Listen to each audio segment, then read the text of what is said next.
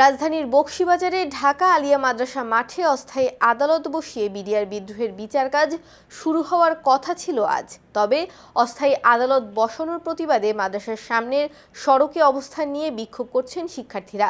বৃহস্পতিবার সকালে সড়ক অবরোধ করেন তারা। এর আগে বুধবার রাত ভর আন্দোলনের পর আজ সকালে সড়কে টায়ার জ্বালিয়ে ও অবস্থান নিয়ে বিক্ষোভ দেখাচ্ছেন তারা।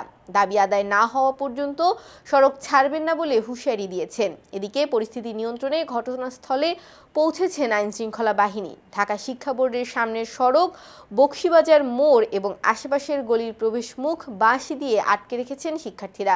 এতে বকশীবাজার মোড় থেকে শিক্ষা বোর্ড এবং চকবাজারের সড়কে যান চলাচল বন্ধ হয়ে গেছে। 2009 সালের 25 ও 26 ফেব্রুয়ারি ঢাকার পিলখানায় সীমান্ত রক্ষী বাহিনীর সদর দপ্তরে বিদ্রোহের ঘটনায় 57 সেনা কর্মকর্তা সহ 74 জন নিহত হন।